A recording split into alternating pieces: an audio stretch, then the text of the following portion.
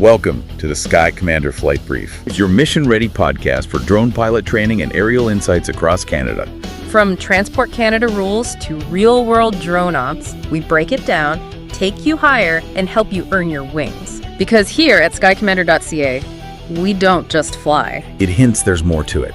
It's a masterclass, a deeper level, maybe a philosophy or a community focus, perhaps. It's definitely intriguing, sets them apart from just, a basic tips show. Skycommander.ca is the obvious next step. Precisely. If you're thinking about flying a drone in Canada, boom, this content is aimed right at you. Powered by skycommander.ca. The elite podcast for Canada's drone pilot. Okay, let's get started. Today, we're getting into the world of Canadian drone regulations. Yeah.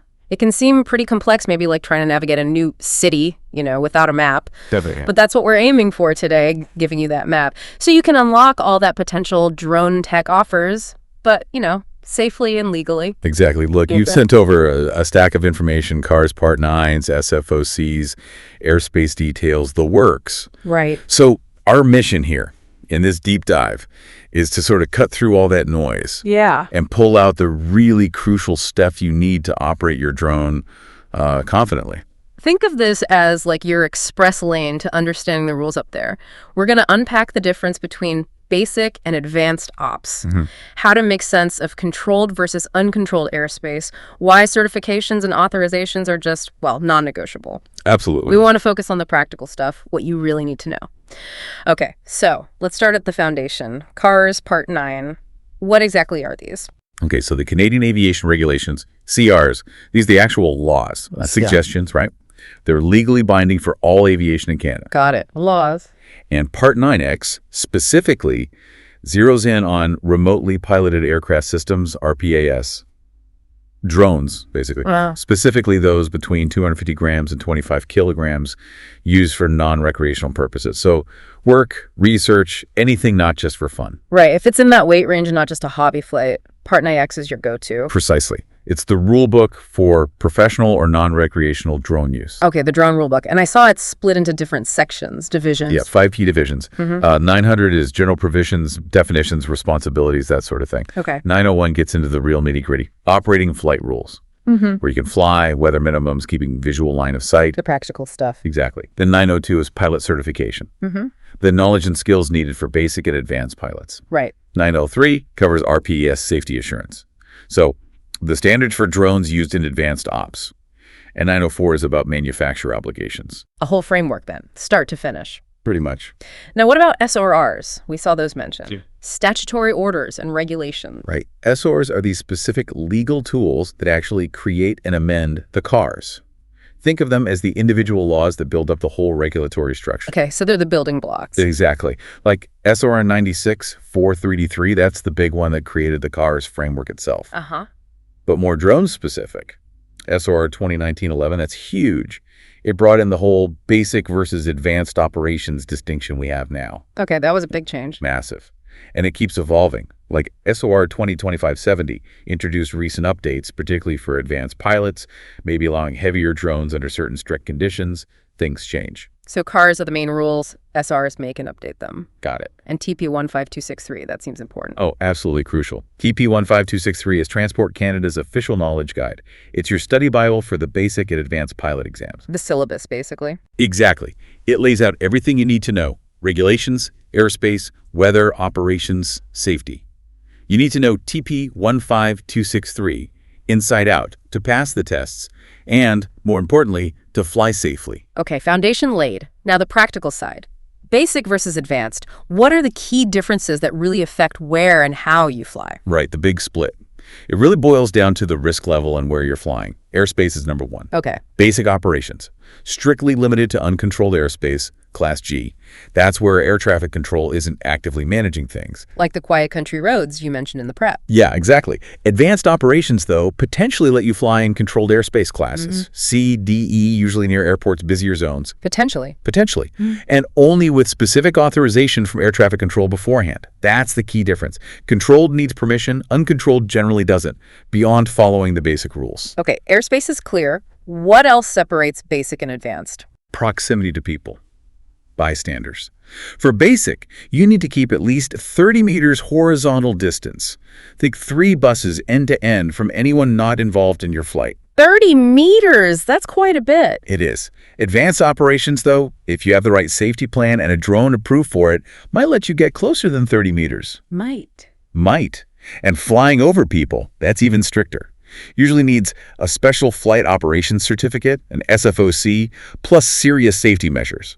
It's generally a no-go for basic and requires extra steps for advanced. Okay, and the pilot certificate itself? Different levels. Basic ops need the basic pilot certificate. Advanced ops need the advanced pilot certificate tougher exam, plus a practical flight review.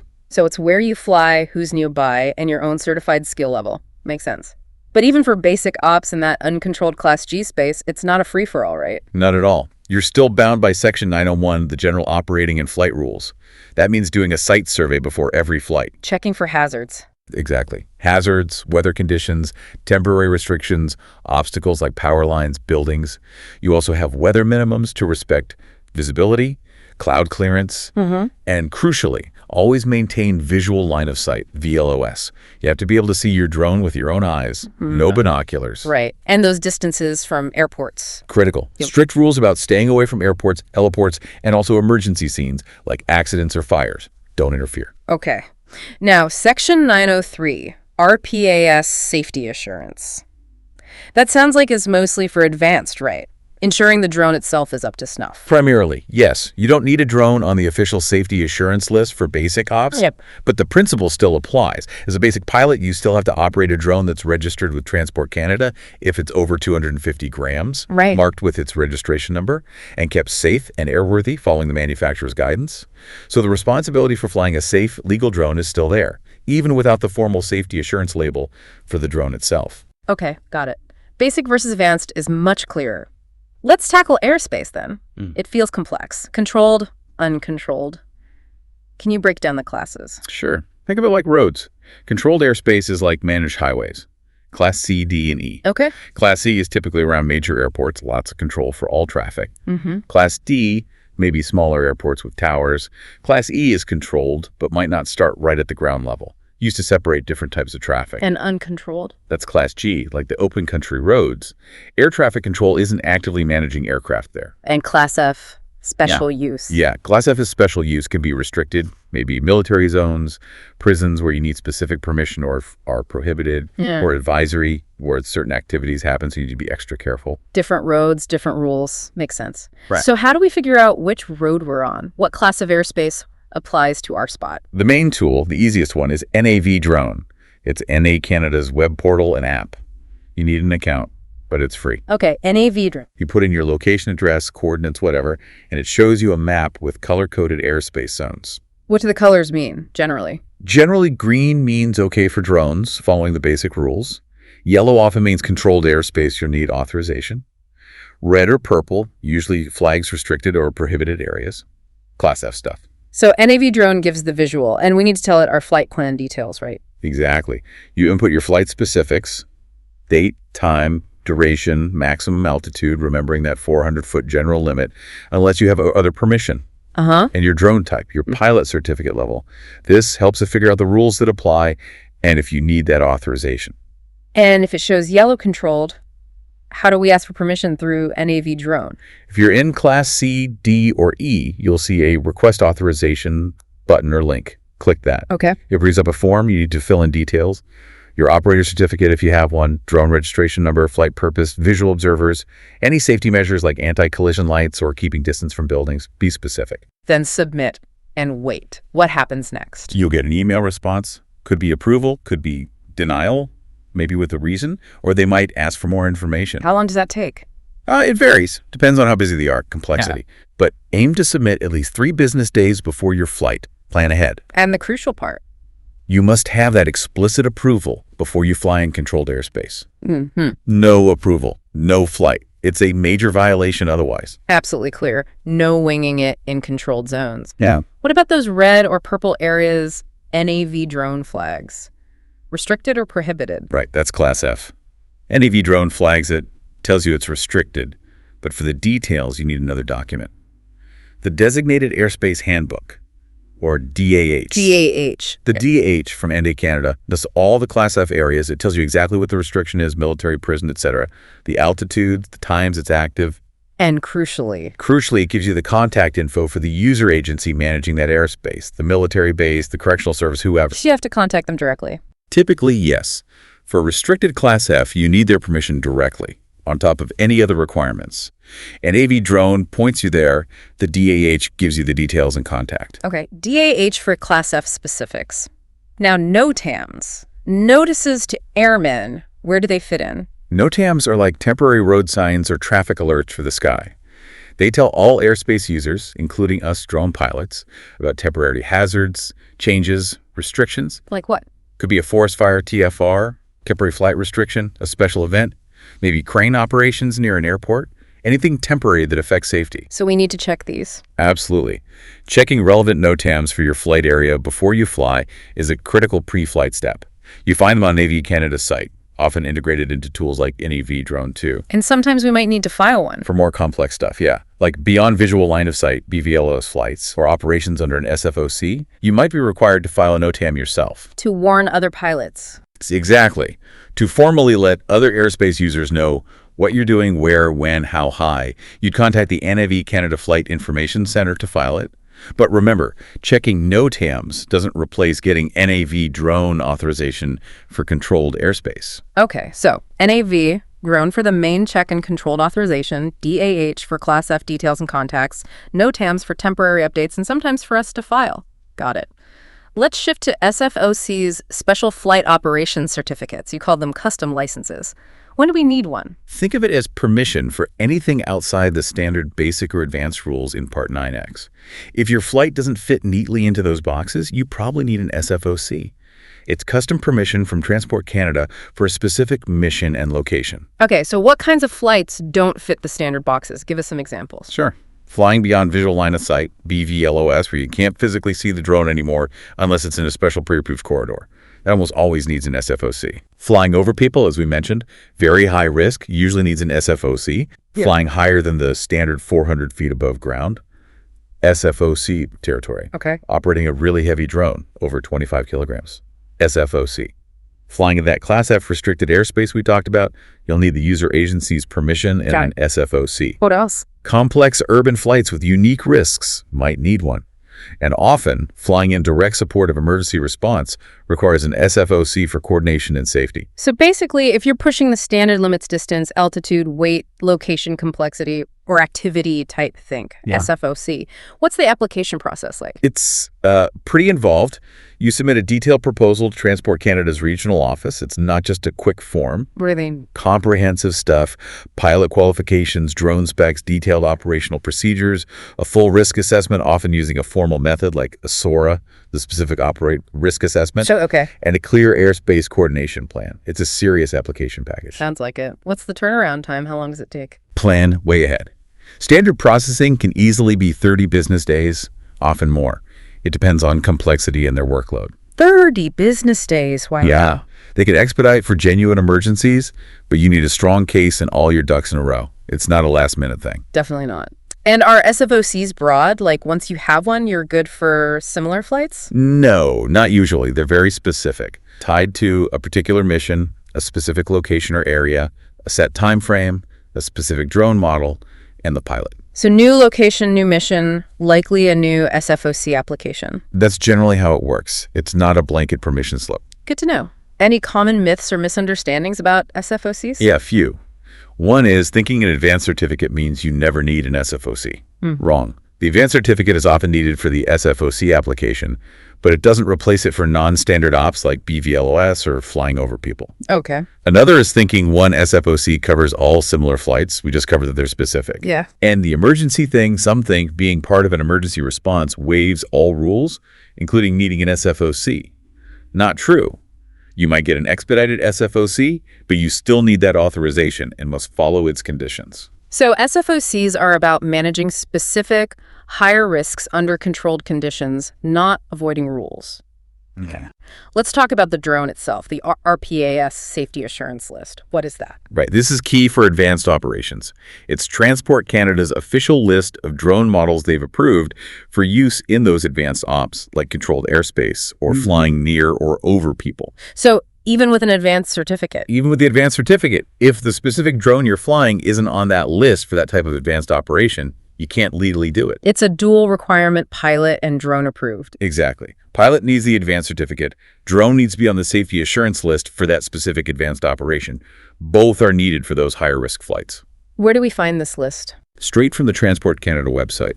It's usually searchable or filterable by manufacturer, and it tells you which advanced ops each listed drone is approved for controlled airspace, near people, over people. Okay. How does a drone get on the list? Two main ways. First is a standard declaration.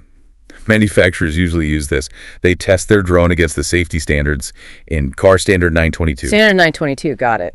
And they submit a declaration to Transport Canada saying, yes, our drone meets these standards for X operation. If it's all good, you can get listed fairly quickly, maybe a few business days. Seems straightforward for manufacturers. What's the other way? It's called a pre-validated declaration, or PVD. Yeah. It's usually for higher risk stuff, maybe BVLOS, or heavier drones flying near people, like those between 25 and 150 kilos. Okay, more complex drones or operations. Right. The requirements are tougher. You need to submit a full technical safety case, detailed evidence showing it's safe for that specific higher risk scenario. There's a fee, too. And the timeline? Much longer. The review is more in-depth. It could be 60 working days or more for Transport Canada to evaluate the safety case. So again, plan ahead if you need a PVD. Definitely. But either way, standard or PVD, the drone has to meet the safety criteria in CAR Standard 922. And those criteria get stricter as the risk increases. Controlled airspace is one level, near people is higher, over people is the highest level of safety assurance needed. A tiered risk-based system for drone safety. Makes sense. Okay, stepping back a bit. Before we even think about airspace checks or SFOCs, what are the absolute baseline things we need sorted before planning any flight? The prerequisites. Okay, non-negotiables. First, if you're doing anything beyond basic ops controlled airspace, near over people, you need that valid advanced RPA certificate. Pass the exam, pass the flight review. Check number one. Second, if your drone weighs more than 250 grams, which most non-toy drones do, it must be registered with Transport Canada. And the registration number has to be clearly marked on the drone itself. Registered and marked. Got it. Third, for those advanced operations, the specific drone model you're using must be on that RPAS safety assurance list for the operation you plan to do. Drone approved for the job. Check. And fourth, you need current, solid knowledge of the airspace you'll be in. That means knowing how to read VNC's aviation charts, how to use an AV drone effectively for checks and authorization requests, how to check NOTAMs, how to use the DAH for Class F, and having resources like TP15263 and CARS Part 9X handy doesn't hurt. Skip any of these prerequisites and you're flying illegally and unsafely. Right. No advanced cert when needed, unregistered drone not on the list for the op, or clueless about airspace, all stop signs. Okay, let's quickly recap controlled airspace again, just the must-haves. Sure. For controlled airspace, 1, valid Advanced RPAS Certificate. 2, drone must be on the RPAS Safety Assurance List for controlled airspace ops. 3, you must get explicit airspace authorization via NAV drone before you fly. And flying without that authorization. Big violation. Serious penalties. And even with all that, you still follow all the other rules in Part 9 and relevant parts of Part 6. Part 6, the general aviation rules. Which ones are most important for drone pilots to know? Part 6 applies broadly, but some are critical for drones. The absolute number 1 is right-of-way, CAR 602.19. RPAS always yield to manned aircraft, always. Airplanes, helicopters, gliders, balloons, they have priority. It's a drone pilot's job to see and avoid. Golden rule, yield to manned aircraft. What else from Part 6? Proximity to aerodromes, CARS 602.96. No flying within 3 nautical miles of an airport center or 1 nautical mile of heliport center without specific permission. Protects aircraft taking off and landing. Those buffer zones are key. Definitely. Also, understanding minimum altitudes helps. Manned aircraft usually fly 500 feet above ground or higher. Drones are generally below 400 feet unless authorized. That separation is important, but you still have to yield. Right, the 400 feet isn't a shield. Exactly. And finally, avoid interfering with aviation radio frequencies. We don't usually talk on them, but don't operate in a way that causes interference. Okay. Yield, respect airport zones, understand altitude separation, avoid radio interference. Got it. Now, can you walk us through a practical step-by-step planning process putting it all together. Okay, a systematic approach works best. Step 1, define your mission clearly. What, where, when, how high, how long. Do this well ahead. Define the mission. Check. Step 2, initial airspace check with NAV drone. Do this maybe 3 to 7 days out. See if it's controlled, uncontrolled, any Class F nearby. NAV drone check. Okay. Step 3, if it is controlled airspace, submit your authorization request via NAV drone. Give them at least 3 business days. Request authorization. Got it. Step 4, consult the DAH for any Class F areas nearby. Check during planning and again within 24 hours of the flight. Check DAH for Class F. Right. Step 5, review relevant NOTAMs.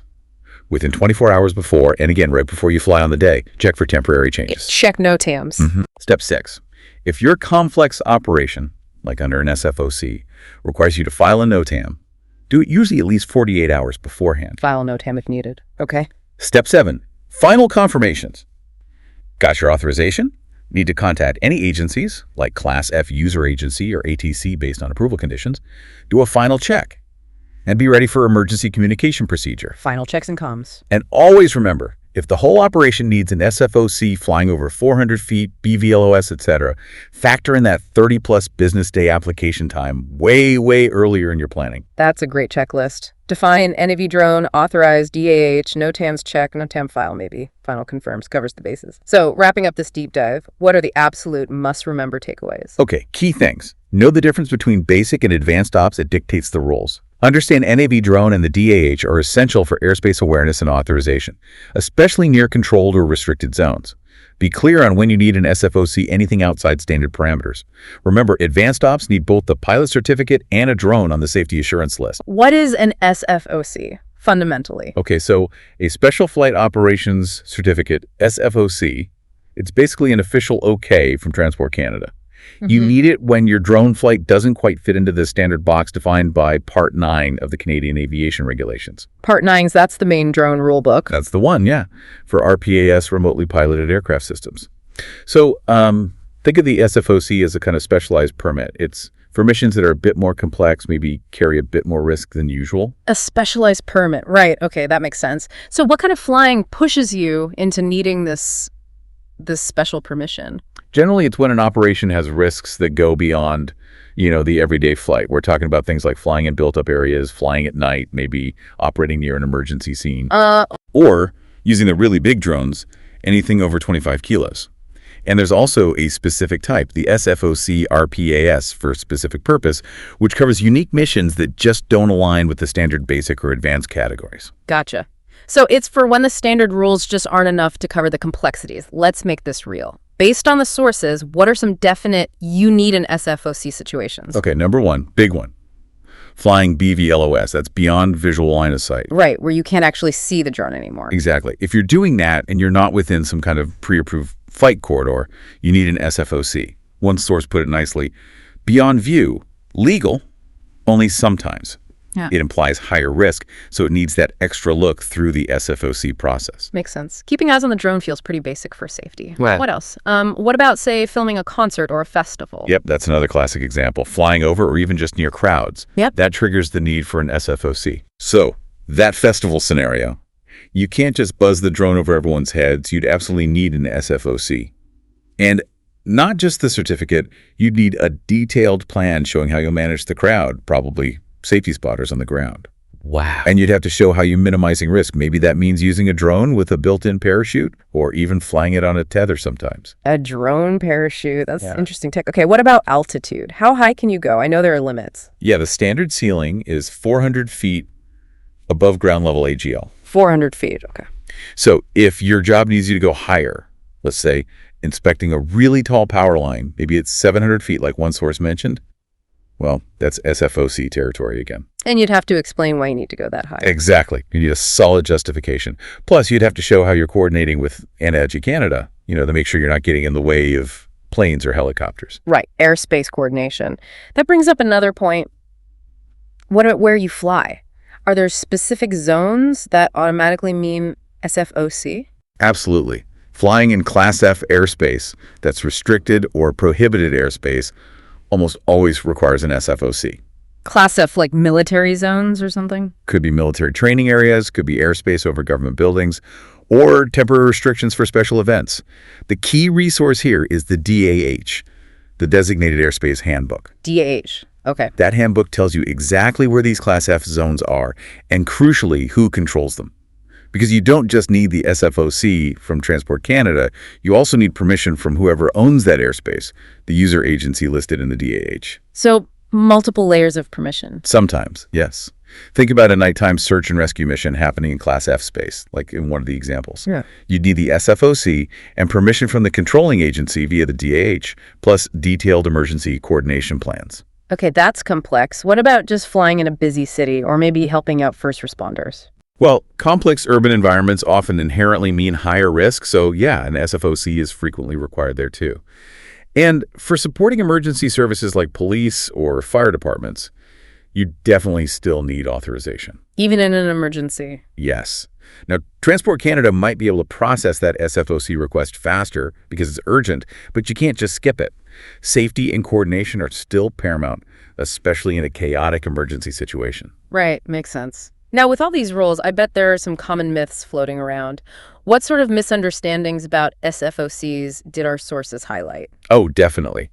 A big one is this idea that if you get your advanced pilot certificate, you're somehow exempt from needing SFOCs for most things. Like the advanced ticket is a golden key? Kind of, yeah. But it's not true. The advanced certificate gives you more privileges than the basic, for sure, but lots of the operations we've just talked about, BVLOS, flying over people, going above 400 feet, those still require an SFOC, even for an advanced pilot. They fall outside the standard Part 9X permissions. Okay, that's super important. Advanced doesn't mean anything goes. Good clarification. What else? Another one is thinking that one SFOC is like a universal pass. You get one and you can fly anywhere, do anything. Yeah, I could see people thinking that. But nope. Each SFOC is very specific. It's tied to that particular mission, that specific location or area, and usually a set time frame. If you want to do a different kind of flight or fly somewhere else, chances are you need a whole new SFOC application. So no one-size-fits-all. SFOC. Got it. What about emergencies again? People might think the rules just go out the window. Yeah, the idea that emergency response means ignoring rules. While there are, as I said, pathways for expedited SFOC requests, you still need the request and the coordination. You can't just launch a drone into an emergency situation without authorization. It's about safety for everyone involved. Understood. And what if you're flying as part of a team? Can Joe use Jane's SFOC? Generally, no. Not unless Joe is specifically named or authorized within Jane's SFOC document itself. The permission and the responsibility that comes with it usually rests with the individual pilot or the specific organization named on the certificate for that specific operation. Okay. So let's say you've figured out, yep, my flight definitely needs an SFOC. What's the actual process? What do you need to do? Right. First step is putting together a really thorough application. You submit that to the Transport Canada regional office that covers the area where you want to fly. And what goes in that application? A lot of detail. You need your pilot credentials, your experience level, full specs on the drone, the RPS itself. You also need your step-by-step operational procedures, like how you'll conduct the flight safely. And crucially, a risk mitigation strategy. Risk mitigation. Yep. Sounds important. It is. It's central to the whole SFOC idea. For flights considered higher risk, you might even need to do a formal risk assessment using a method called SORA, Specific Operations Risk Assessment. It's a structured way to analyze and plan for potential hazards. And of course, you need that plan for coordinating with airspace users, especially if you're near controlled airspace. Okay, you submit all this. How long does it take? I imagine it's not overnight. Definitely not. You need to plan ahead. The sources suggest that for, a standard kind of SFOC request, it could take 30 business days or even more for Transport Canada to review it. A month and a half, potentially. Wow. Yeah, so planning is key. Now, as we mentioned, urgent requests, like for emergency support, might get faster processing, but you still need that solid application. And remember, the SFOC you get isn't a free pass. It's tied only to the specific operation you described. Let's circle back to airspace quickly. How does the SFOC requirement connect with where you want to fly? It's often directly linked. Needing an SFOC frequently comes up when you're planning to operate in controlled airspace that's classes C, D, or E, or in your restricted airspace, which is Class F. And the DAH, that handbook, is the key for Class F. Exactly. The Designated Airspace Handbook tells you where Class F is, and who you need permission from, in addition to potentially needing an SFOC from Transport Canada. Okay, so if you need to fly in controlled airspace, say Class C near an airport, is the SFOC all you need, or is there more? Good question. Often, there's more. Even with an SFOC for a flight in controlled airspace, you'll probably also need a separate flight authorization from Aviation Canada. Ah, Navi Canada. Right. You usually get that through their online system, NAV Drone. Sometimes having the SFOC is actually a prerequisite. You need the SFOC before you can even apply for the NAV Drone authorization. Or the SFOC might spell out specific conditions that then have to be reflected in your NAV Drone request. So SFOC and NAV Drone authorization can go hand in hand? Very often, yes.